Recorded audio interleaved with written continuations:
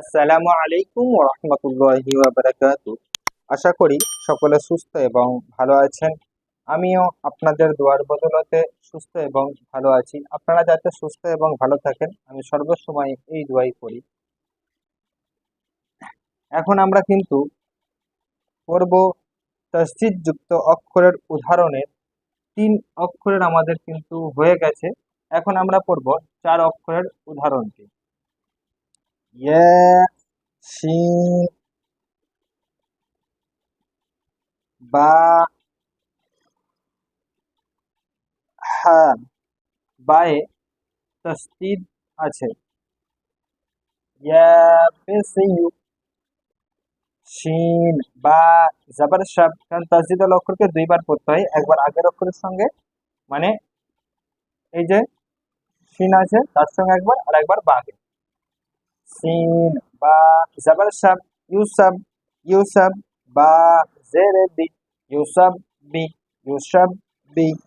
হা পেশুহু, ইউসাব বিহু, ইউসাব বিহু, ইউসাব বিহু।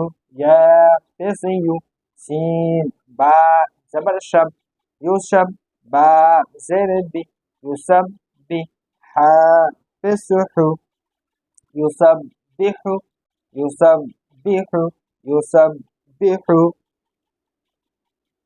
বারবার রিপিট করা হচ্ছে বা বলা হচ্ছে এই কারণেই, যাতে আমাদের আগামীতে গিয়ে অসুবিধা না হয়। আমরা অনেকে আছি নুরানি কায়দায় ভালোভাবে পড়তে পারি, বুঝতে পারি, কিন্তু মানে বোঝা হয়তো একটু অসুবিধাও হতে পারে। তার জন্য কুরআনুল কারীমে গিয়ে আমাদের প্রবলেমে এসে দাঁড়ায়। আমরা অনেকে ভুল করে থাকি। র, বা, তাসদীদ আছে কাফ। রয়ের সঙ্গে বায়ের যুক্ত হবে রব। র, বা, জাবার রব, বা, জের বি, রব বি, রব বি। কাফ জাবার কা, রব বিকা, রব বিকা। র, বা, জাবার রব, বা, জের বি, রব বি। কাফ জাবার কা, রব বিকা, রব বিকা, রব বিকা। এটা 3 অক্ষরের উদাহরণ হলো। এরপরে আবারও এসে যাচ্ছে আমাদের সামনে 4 অক্ষরের উদাহরণস্বরূপ। সিন, ইয়া, র,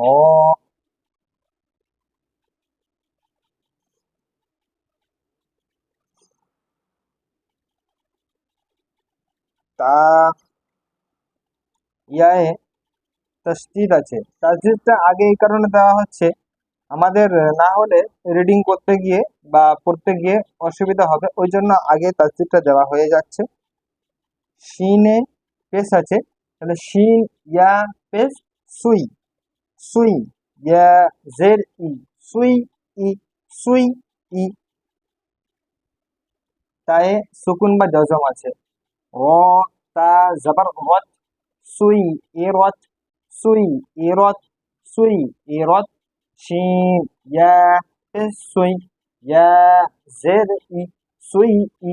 র, তা, জাবার রত, সুই, এরত, সুই, এরত, সুই, এরত, সুই, এরত। এখন আমরা শুধু রিডিংটা করে নেব, তারপরে ইজারার দিকে যাবো ইনশাআল্লাহ তাআলা। ইউসাববিহু, ইউসাববিহু, রব্বিকা, রব্বিকা। সুইয়িরাত, সুইয়িরাত। আমাদের রিডিং হয়ে গেছে। এখন আমরা ইজারার দিকে যাব। ইয়ায় পেশ আছে, ওই জন্য ইয়া মুতাহারিক হবে। মুতাহারিক অক্ষরকে তাড়াতাড়ি পড়া, মোটের ঘটনা মারুফ করা, মুজিল আওয়াজ থেকে বাঁচা। পেশের আওয়াজ সামনের দিকে যায় আর ঠোঁটটি গোল হয়। শিন জাবার আছে, ওই জন্য শিন মুতাহারিক হবে। মুতাহারিক অক্ষরকে তাড়াতাড়ি পড়া, মোটের ঘটনা মারুফ করা, মুজিল আওয়াজ থেকে বাঁচা। বা তাসদীদ আছে, ওই জন্য বাকে মুশাদ্দাদ বলবো, এবং জের আছে বলে বা মুতাহারিক হবে। হা পেশ আছে, ওই জন্য হা মুতাহারিক হবে। মুতাহারিক অক্ষরকে তাড়াতাড়ি পড়া, মোটেও নাটানা মারুফ করা, মুজিল আওয়াজ থেকে বাঁচা। পেশের আওয়াজ সামনের দিকে যায় আর ঠোঁটটি গোল হয়। রব্বিকা এর ইজারা হবে র মুতাহারিক, মুতাহারিক অক্ষরকে তাড়াতাড়ি পড়া, মোটেও নাটানা মারুফ করা, মুজিল আওয়াজ থেকে বাঁচা। বা মুশাদ্দাদ আছে, মুশাদ্দাদ অক্ষরকে দুইবার পড়তে হয়, একবার আগের অক্ষরের সঙ্গে, একবার নিজে নিজে। তো বাকে রয়ের সঙ্গে আবার মিলিয়ে পড়তে হবে, আর একবার বাকে নিজে নিজে পড়তে হবে। বায়ে জের আছে ওই জন্য বা কি হবে মুসাদ্দাত এবং মুতাহারিক। কাফ জাবার আছে ওই জন্য কাফ কি হবে মুতাহারিক। মুতাহারিক হলো ফরকে তাড়াতাড়ি পড়া, মুতাহারিক না মারুফ পড়া, মুজিল আওয়াজ থেকে বাঁচা। সুই এরত শিন আছে কি পেশ, তাহলে শিনে পেশ আছে ওই জন্য কি হবে শিন মুতাহারিক। মুতাহারিক হলো ফরকে তাড়াতাড়ি পড়া, মোটেও না মারুফ পড়া, মুজিল আওয়াজ থেকে বাঁচা। পেশের আওয়াজ সামনের দিকে যায় আর ঠোঁটটি গোল হয়।